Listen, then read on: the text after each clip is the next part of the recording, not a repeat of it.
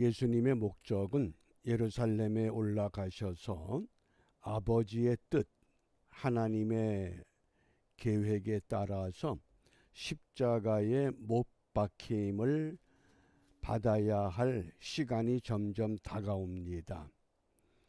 그런데 놀라운 사실은 오래전부터 메시아를 기다리던 사람들은 예수님을 메시아로 인정하지 않습니다. 그렇기 때문에 오늘 말씀에서 예수님께서 오히려 어린 아이들에게 나타내심을 감사한다.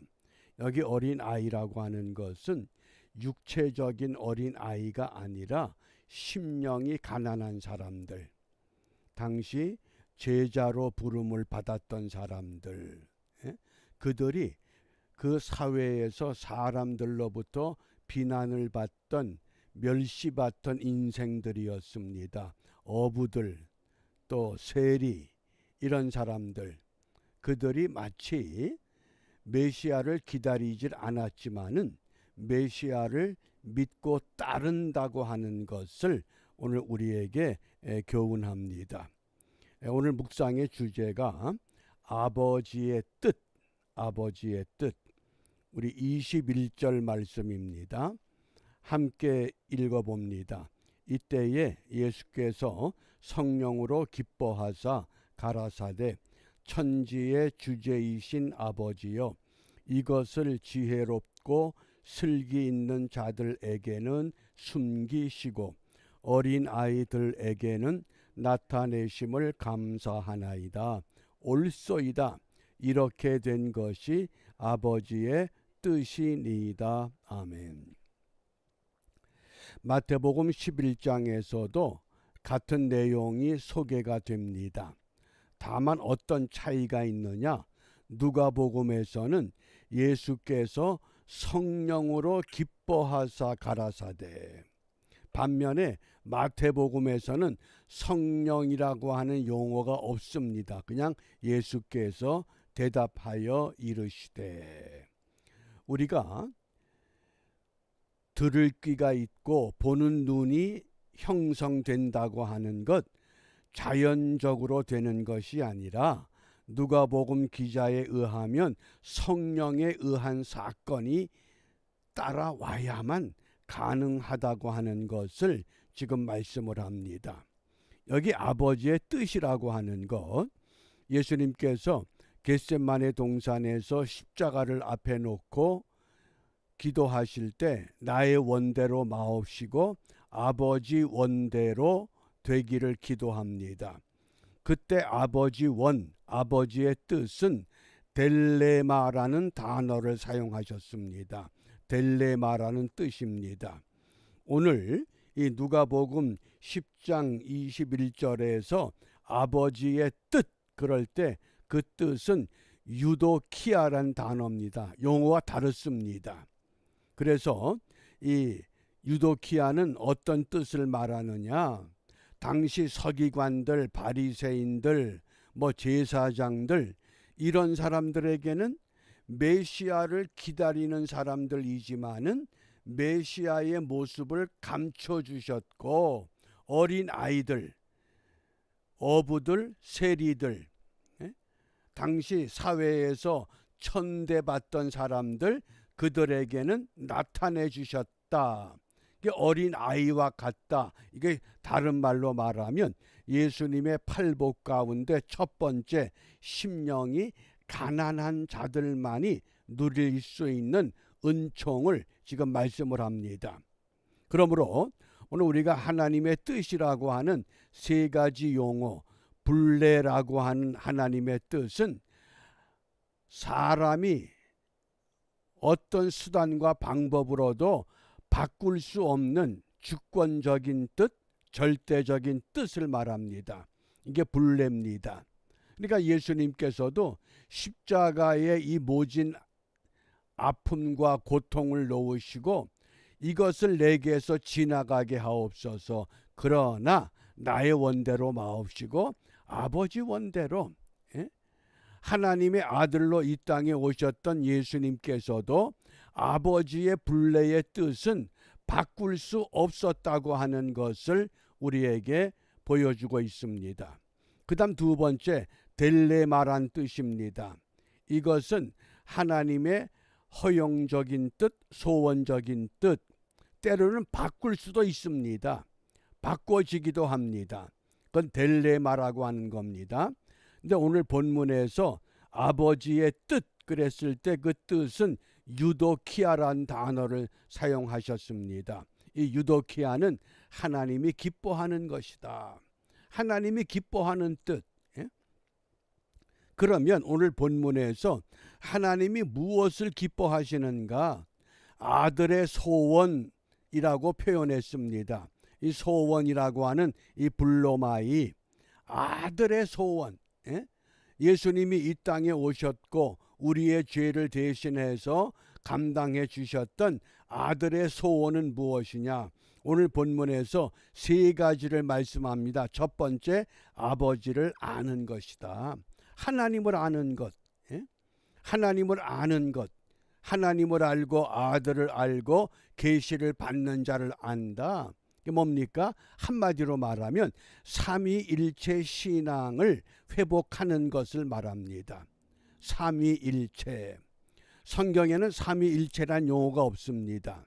또 초대교회 그 예수님 당시에 예수님을 따르던 제자들, 사도들, 그들에게는 삼위일체라고 하는 용어가 없었습니다. 삼위일체란 용어는 언제 형성되느냐? 기원후 2세기 때 헬라어 단어로 처음 소개가 되고 3세기 때 라틴 말로 용어가 정리가 되고 완벽한 삼위일체 용어가 신학적으로 정립이 된 건 4세기 때입니다. 왜 그랬을까요? 유대교는 유일신 신앙, 여호와 하나님 외에는 다른 신을 두지를 못합니다. 그런데 메시아라고 하는 예수님께서 이 땅에 오셔서 행하신 모든 일들을 그 당시 제자들과 사도들과 수많은 사람들이 경험을 했습니다. 야, 이 메시아 예수 그리스도, 그런데 유대교에서는 인정을 하질 않습니다. 그런데 경험은 돼 있습니다. 그런데 그 예수님이 하늘로 오르셨습니다. 그리고 내가 너희들과 함께 할 것을 성령을 통해서 보증을 하신 겁니다. 그러니까 아버지가 되시는 여호와 하나님, 아들로 이 땅에 역사하셨던 예수 그리스도, 그런데 지금은 성령으로 역사가 된다는 겁니다. 그래서 초대교회 성도들이 도대체 성부, 성자, 성령이 어떤 의미냐? 그것을 삼위일체로 자기들의 신앙을 고백한 겁니다.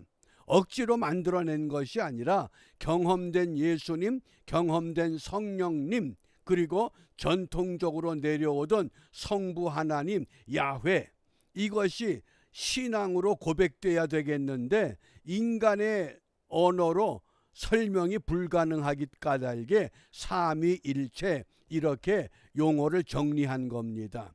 그런데 우리 굳이 성경에서 찾는다고 하면 창세기 1장 1절에 태초에 하나님이 천지를 창조하시니라. 그때 하나님은 엘로하가 아니라 엘로힘입니다. 엘로힘은 하나님의 복수형입니다. 단수형은 엘로하입니다. 근데 왜 하나님이 복수냐? 그런데 또 이상한 거는 창조한다는 동사는 단수형입니다. 분명히 문법적으로 복수가 되면 동사도 복수형이 돼야 되는데 단수가 된 겁니다. 그래서 셋이지만은 하나다. 그것이 우리가 성경적인 근거를 갖습니다. 아버지의 그 예수님의 소원은 무엇이냐? 아버지를 아는 것이다. 요즘으로 말하면 삼위일체 신앙을 바르게 확립하는 것을 말합니다. 그 다음 두 번째, 보는 것을 보는 눈이 복이 있다 그랬습니다. 눈은 누구나 다 가지고 있습니다.